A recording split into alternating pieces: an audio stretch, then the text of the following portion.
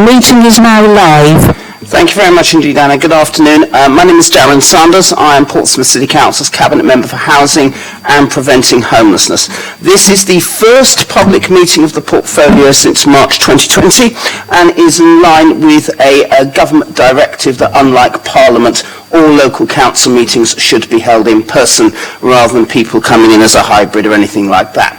Please be assured that we're in the Guildhall in Portsmouth City Council, so it's a Guildhall, have put appropriate cleansing and social distancing measures in place to ensure that this meeting is undertaken in a COVID-secure manner. So I'm in front of a Perspex box, or behind a Perspex glass, which is probably a good thing, and everyone is sitting at least 6 feet apart, which is fantastic.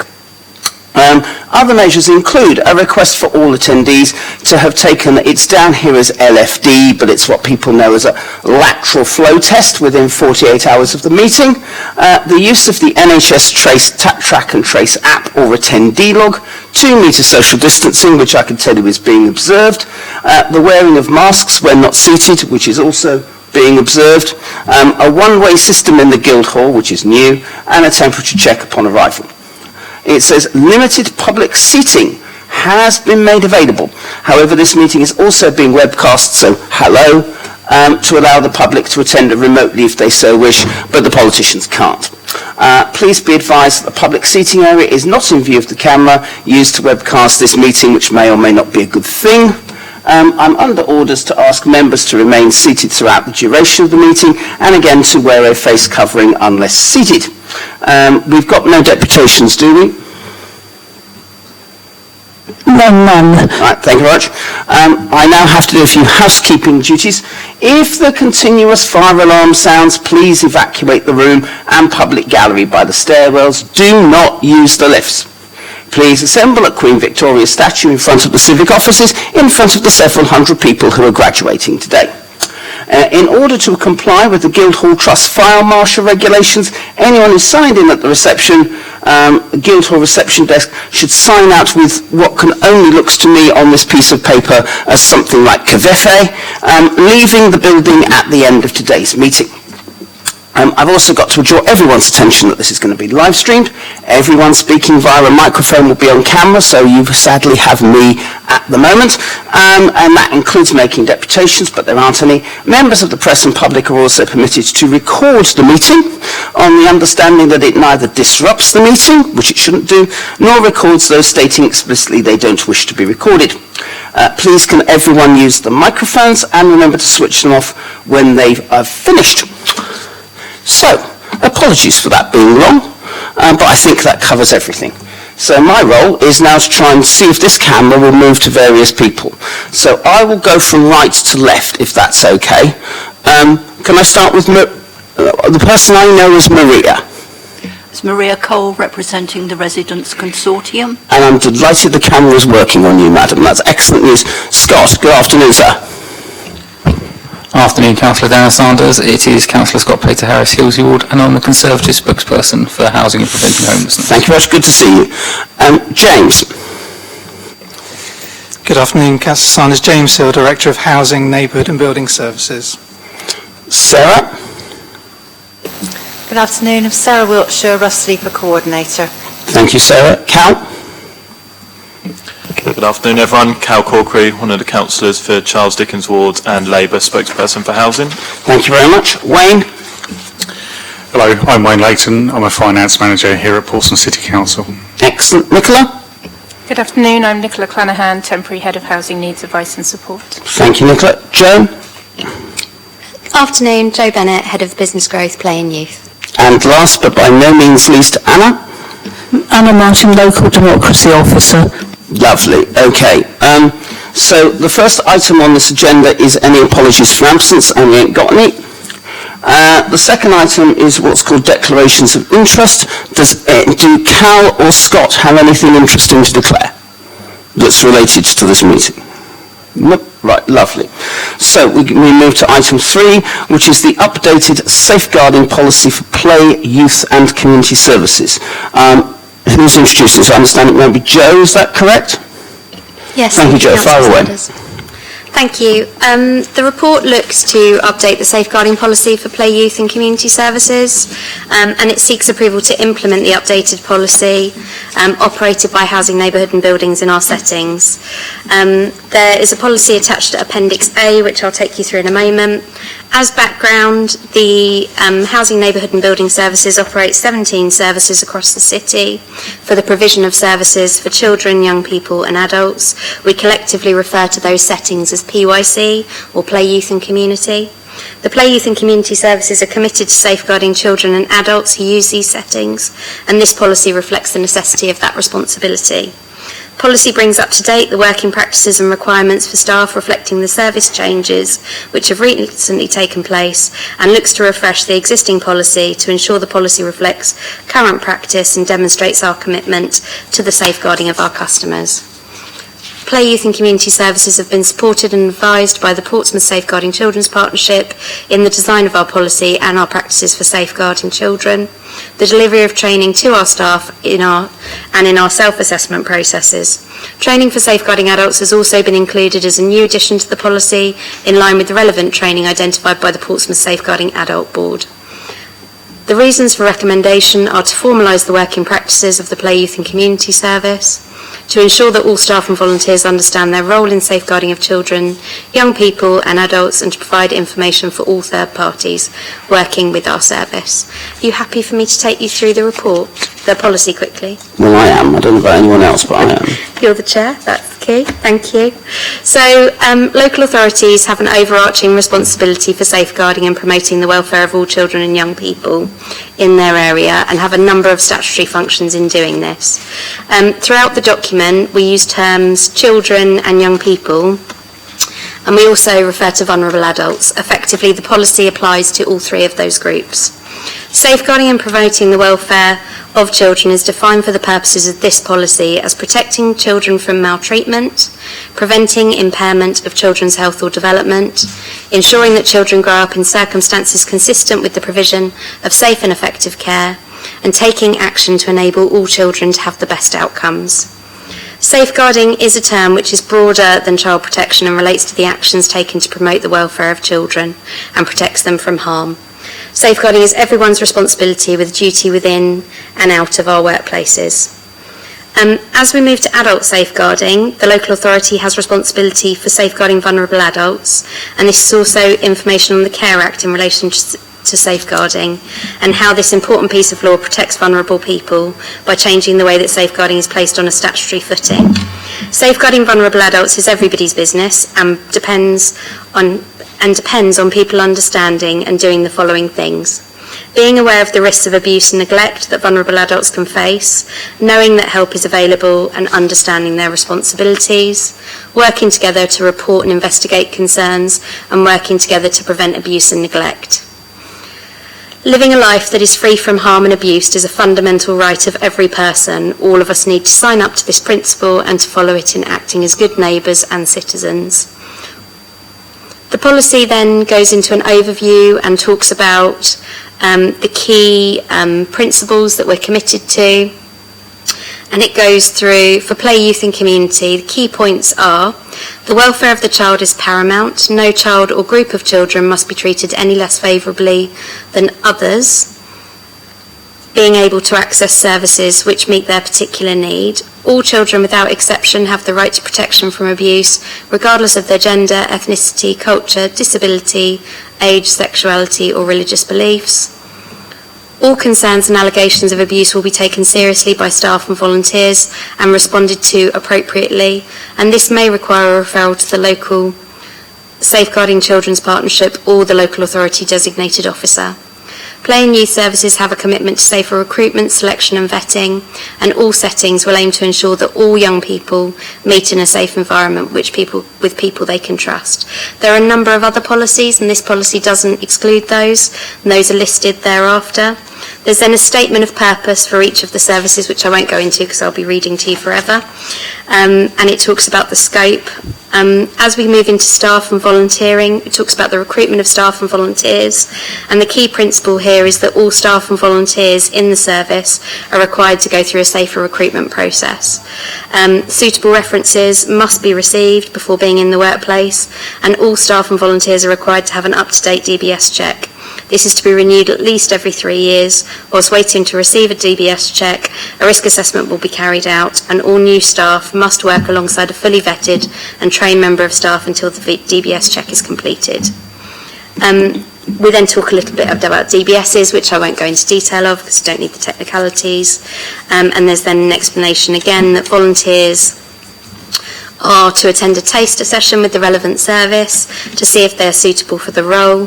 These sessions must be supervised by a fully vetted member of staff, and the member of staff will be in the presence of the volunteer at all times. Following this, if the volunteer is to continue, a full DBS check must be seen by the centre manager before the volunteering commences. Volunteers are also required to complete an induction process and to attend supervision in the same format employed staff do. There's then a safeguarding training explanation and details of how each member of staff is trained. And then as we move on to induction and probation, it talks about how all newly appointed staff and volunteers will take part in a formal process. Supervision as well talks to all staff required to have regular recorded supervision sessions with their managers. These will usually be monthly, however some of our posts have very small hours, such as 3 hours a week, and in those circumstances monthly wouldn't be suitable, so there's a slight extension there at management discretion. Safeguarding issues are to be disclosed at every supervision session, ensuring that staff have a clear understanding about policies and procedures in place. For our community centres, our hirers have hire agreements that also require that they meet a set of standards to know that our children are safe. Each service has a designated safeguarding lead who has specific responsibilities, and these are detailed as well within the process. There's then a little bit of information sharing at the end of the policy. I don't think I've got anything further to add. Happy to. Okay, that's kind, Joe. So for people watching, what I will do is that I will ask firstly Maria and then Cal and Scott to ask any questions. Maria on behalf of the Residents Consortium, Cal on behalf of the Labour Group. I was going to say the Conservative Group for a second, but I will get killed, frankly, if I did that. And Scott on behalf of the Conservative Group. And then I will then endeavour to sum up and also ask the same on behalf of the Liberal Democrat administration. So, Maria, did you have anything? Thank you, Chair. I just wondered how playgroups and youth clubs go about advertising for vacancies. I've been trying to get some stuff over to the Adventure Playground, and Kylie was unable to send somebody from there to collect stuff from me, so I did get it over to her, but she said she was short of staff, and I just wondered how you managed to go about actually recruiting people. Yeah, sure. At the moment, there is actually a live recruitment for youth workers, so we've got some recruitment out at the moment, and we've just completed our summer play recruitment. So as children come into summer holiday period, we have additional staffing, which has brought our numbers up to full. I would say that in terms of that particular site being short-staffed, isolation and self-isolating can have an impact on staffing as well at the moment, and we are having to make sure that we move people as needed to keep sites open, but so far we haven't had an issue. But they're advertised on the council website, all jobs in the usual way, and there is one open at the moment. Maria, does that satisfy what you wanted to say? Yeah? Okay, that's lovely. Cal? Thank you, Chair. Yeah, I think this is quite a straightforward policy document, isn't it, that you'd expect of the service and of the council, but I would just take the opportunity, I guess, to praise the Play Youth and Community Service and the staff that work in it for the role that they play, particularly relevant to myself as a ward councillor, because a significant number of those settings are based within the wards on the various estates around, and I know the kind of really important work that they do, and I think the issue of safeguarding actually flags up that in that it's not just about providing spaces for people to go and play or rent rooms, etc. It's also about looking at people's kind of health and well-being in the rounds. So yeah, I thought it was just an interesting kind of reflection on that, and yeah, thank you for the report. Thanks for that, Councillor Scott. Thank you, Councillor Sanders. No, I think the recommendations for the report are quite simple. It's obviously to formalise what we're already doing. I will take the opportunity to ask Joe a couple of questions, and it really follows on from what Maria said about recruitment. I'd be remiss if my Paulsgrove colleagues didn't let me get you to ask what's happening with the splash pool and have we got enough staff to open it yet. So can you please give us an update on that one? So our summer recruitment was really positive. We were oversubscribed and we had some great applicants. We managed to fill all of the places and we do have enough summer staff, yeah.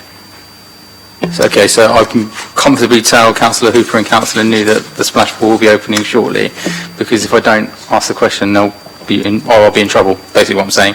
The only other thing was about e-safety, and I know it's obviously a fluid document and the document changes. I mean, how does that relate to the current online harm bill that's going through Parliament? You can have any sort of change to that as soon as that goes through? So, working with the Portsmouth Safeguarding Children's Board, of course, there are frequently small changes to the policy. We aim to review it frequently to make sure it stays live. And yes, as those changes happen, they will be reflected in the policy. Thank you, Joe. I just think it's a significant bill that's going through Parliament. I think with recent events in the last 2 months with regards to people on social media and online, so I think it's a very key part of the document. So I think when those changes do go through, I think it'd be just good to have it come back here and we can actually see it. Thank you. Okay, thank you for that. Thank you for that, Scott. If we'd have had a meeting last week, I would have said the same thing, because I was having a question being asked at me. It wouldn't have been at 25 to 5 unless it was 25 to 5 in the morning, given how those meetings go. But it was the same thing, and I've also been very keen to make sure the splash pool is open this year, as it was before the virus hit in 2019 and also in 2018 as well. And I would like to share both Cal and Scott's points. It sounds really dull, a safeguarding policy, but it isn't.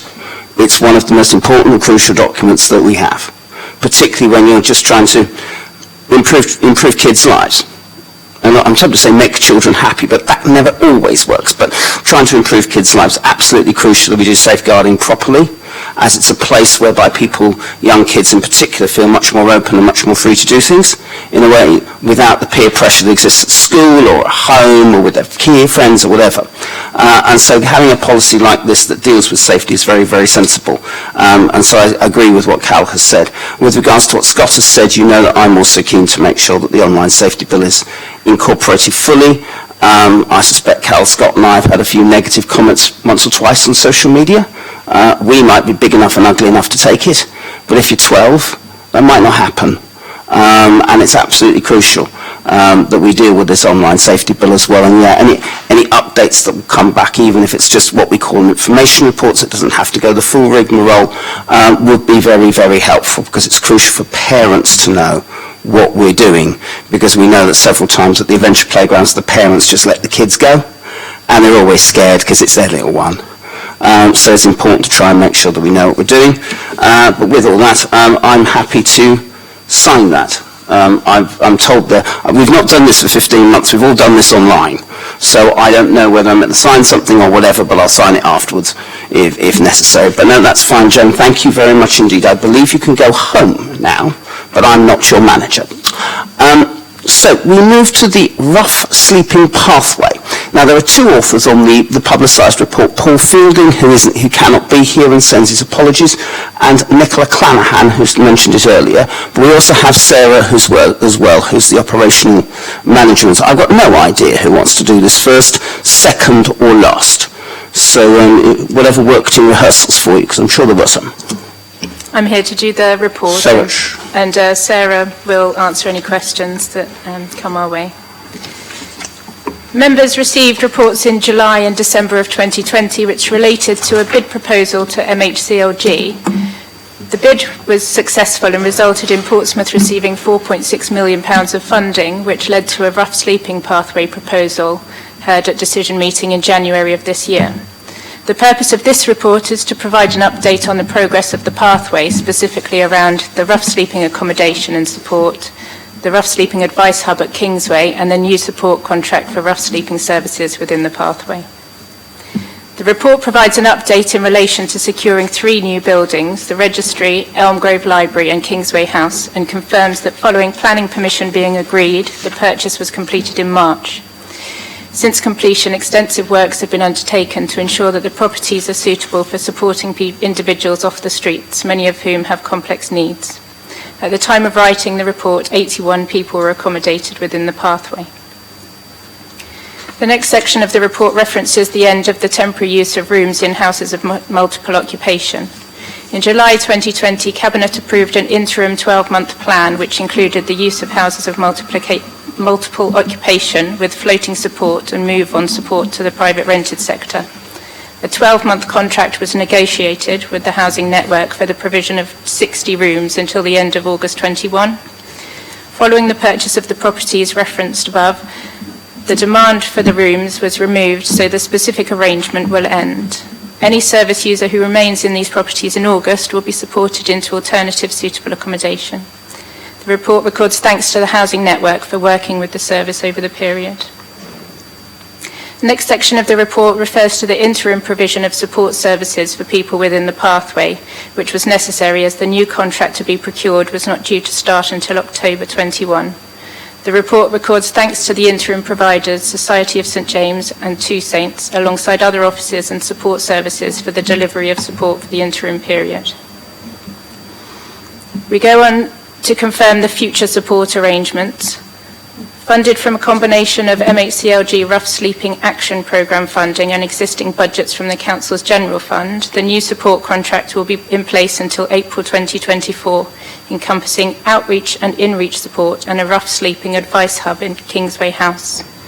The key principles of the service are to ensure the safety and well-being of individuals within the pathway, the delivery of flexible, person-centred support with multi-agency working to overcome the complex barriers faced by rough sleepers in sustaining accommodation, and seeks to ensure positive and meaningful relationships within the local community. The report confirms the contract award to the Society of St James, who had best demonstrated delivery against the principles, alongside opportunities for volunteering and mentoring and additional social value. The report provides an update on the Rough Sleeping Advice Hub, which will include the Homeless Day Service co-located at Kingsway House within the Rough Sleeping Pathway. Whilst there is a change of location for the day service, there will continue to be an open access drop-in where support can be offered and people can access facilities. More details will be agreed with the support provider and communicated in due course. The next section of the report confirms the oversight of services. Commissioners will meet on a quarterly basis to discuss service delivery, safeguarding, key performance indicators and any community issues. Key measures to support the service delivery include the number of people successfully moved on, the number of evictions and reason for the eviction, and the responsiveness of the support provider in assessing and supporting service user need. The City's Health and Wellbeing Board will be provided with updates and statistics as the contract progresses, alongside updates on progress reported to the City's Rough Sleeping and Homelessness Partnership Group. That is. Thank you very much indeed, Nicola. That's excellent. Thank you for that. Maria, did you have anything you wanted to ask or comment on? Just one quick comment. I'm really pleased about this report, and I would back the recording of thanks for the Society of St James and Two Saints for the work that they're doing. We still have rough sleepers in the city centre, and I'm getting a little tired of some of the people walking past making assumptions about why they are sleeping in the streets and why they are homeless. They're all on drugs, they're all alkies, they're all losers. And I try to explain to people there are as many reasons for being homeless as there are people. I was homeless myself for a while here in Portsmouth, and if it wasn't for the council taking me in, I wasn't literally on the street. I was lucky, a friend took me in. But the work that you're doing, I think, is really good. I'm really pleased about it. So, thank you. Thank you for that, Maria. Scott. Thank you, Councillor Sanders. I think Maria's hit the nail on the head, to be honest. It's a very good report. I mean, I've just been reading through it again. I've just picked up on obviously 3.3.4.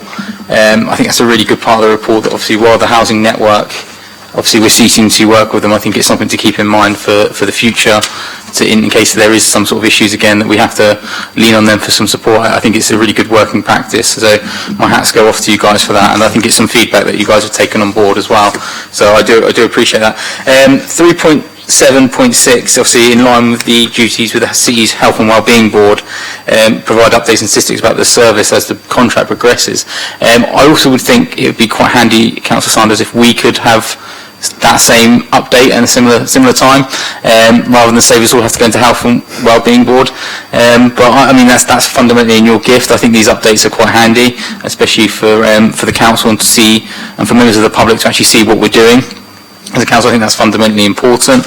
And lastly, I just want to say note on the award that the council have been given today of £117,000 from the government for the Rooms Respite programme, which I think is once again showing that the government have faith in the city to deliver on housing and homelessness issues. So once again, Portsmouth bids for money, and once again, Portsmouth gets money. So to the council officers, I think it's excellent that you guys are being trusted by government to spend taxpayers' money, and we're actually getting results on it and changing people's lives.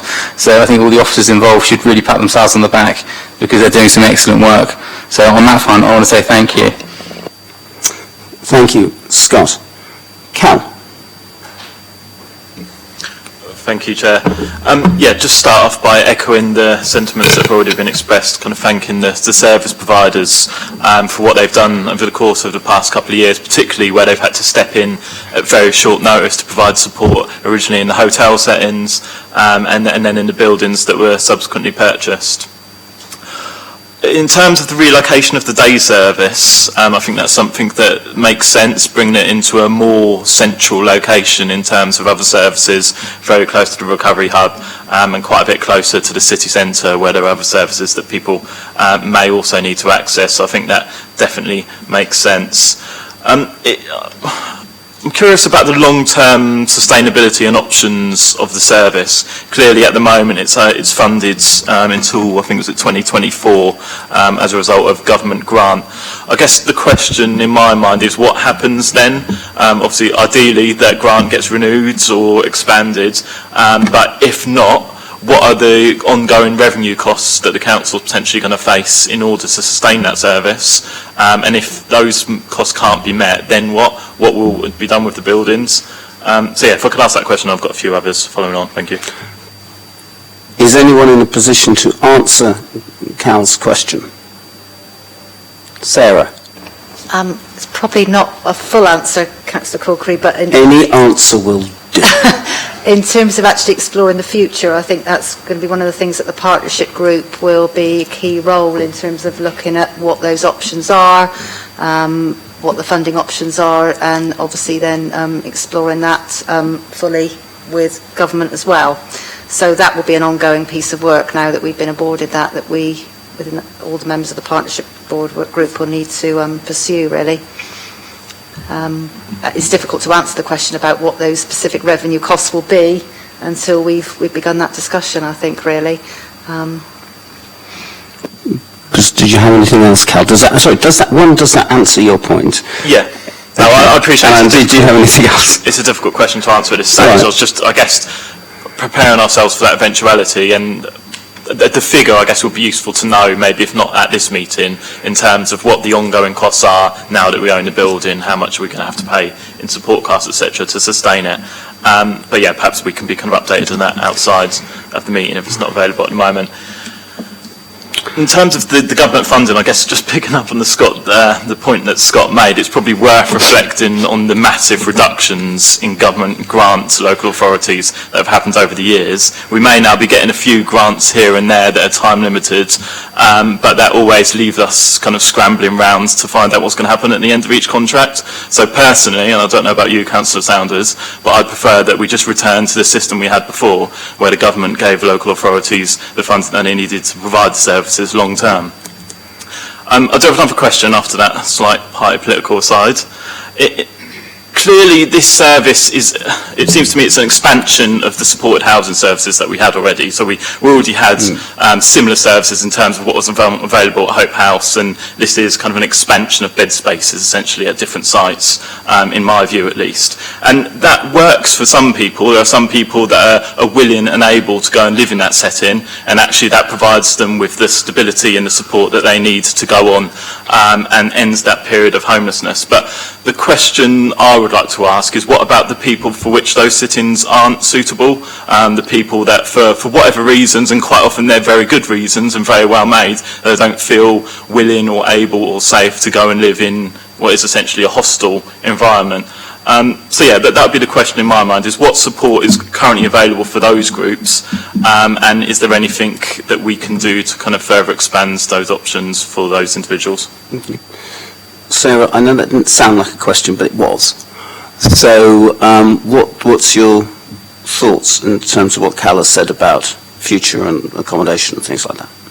So we have also got a lot of funding for private rented accommodation. So that's an additional source of accommodation for people with lower support needs that wasn't available to us before, for rough sleepers moving through the pathway and moving on.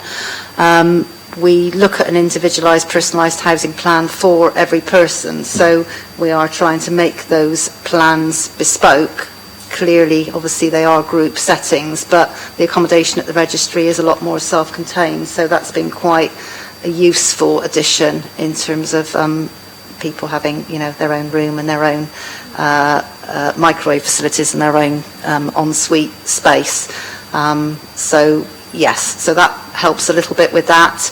Other than that, we are looking at those individualised plans, and for those people on the streets, we will obviously look at whatever options are needed for that individual person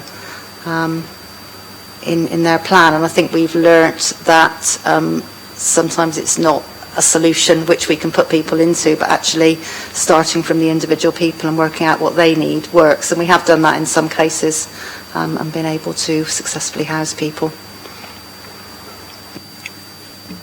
Thank you. Yeah, I mean, just to be clear, the question in my mind was about those people that have significant support needs perhaps, or multiple and complex needs, for whom shared or kind of hostel or supported housing might not necessarily be suitable.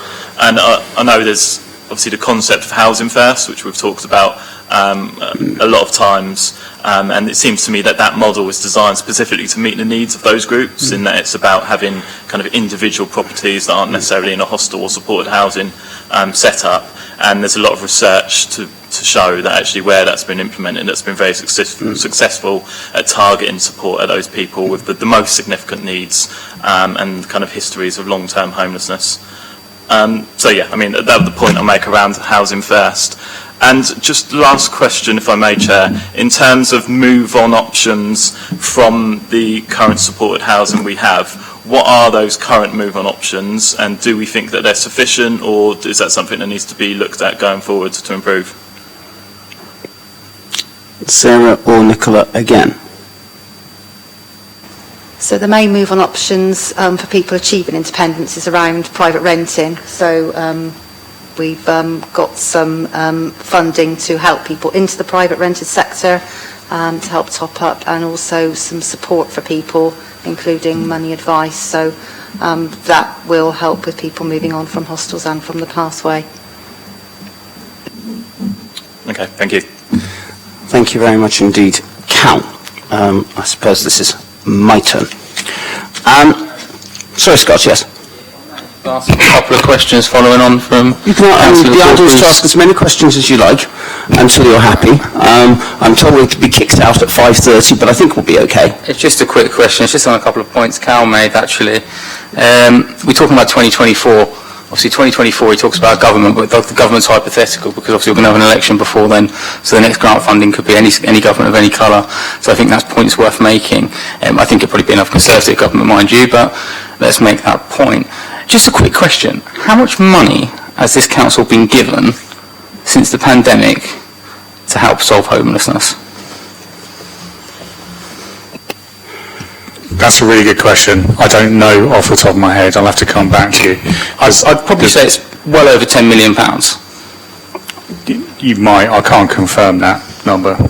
Could you confirm the number of how much this council was given before the pandemic, and probably in the years, I'd probably say between 2000 to 2020, to find out how much money they've been given by central government to solve homelessness? Yep, I can come back to you on that. I think, because if we want to have political digs, we can look at the last Labour government and see how much money they gave, which is nothing.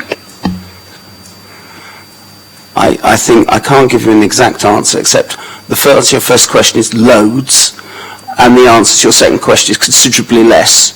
And you did include 10 years of a Labour administration, 5 years of a coalition administration, which actually for council housing is very good for this city because it sorted out a few things that we were behind on, and 5 years of a Conservative administration. If you want a more detailed breakdown, which you might want to, I suspect you will, then I'd love a detailed breakdown, because if we're going to have political pot shots about who spent what, I'd actually like the councillor to be informed.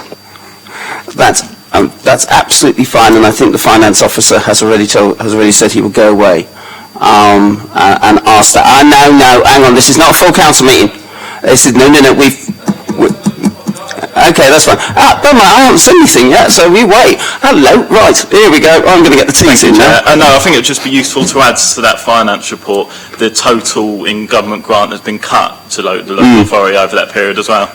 That's okay. That's absolutely fine, and I'm delighted that clearly you missed last Monday as full council special. At least it wasn't 10 hours, which is a distinct improvement. But this is my turn, if that's okay. But thanks to both of you, actually, Cal and Scott, and also Maria. I do apologise. I'm not used to this perspex box. It's all right. It's actually nothing to do with finance. And I completely forgot it when I was speaking before. Society of St James have said that they have a commitment to delivering a minimum of 6 awareness talks to local community groups. Could we please have them to the Residents' Consortium when we're meeting properly? And that's not one of the 6, by the way, because that will not be one of the 6, will it?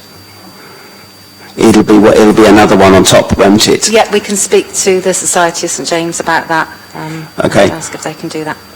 Anna from Democratic Services, could you minute that request, please? Yes, just so it's in a public record that people can actually look at. And actually, the idea of a public record that people can actually look at is one of the reasons why this is here. I asked for this to come here partly before it got into a party political match, because I was very keen to actually let people know where we are. This is to my mind, this is one of the best things this council's done in years. I'm delighted to have overseen it all, with a lot of great help from council officers, political colleagues, the homeless working groups, the Rough Sleeper Partnership Board, and most importantly, the people of this city. We are a revolution away from where we were in 2017. When the sort of stuff that Maria was talking about earlier was actually quite prevalent. I mean, I had the misfortune of being in a full council debate, which was pretty painful, about talking about rough sleepers in a very negative way, instead of actually talking about it in an individualised way, which is where we are now. So we are a world away from this, and the approach is incredibly, incredibly good. And although Scott was clearly wanting to try and praise the Conservative government, I don't blame him. I think it is fair to say that Portsmouth has got much, much more money than many Conservative councils across the country.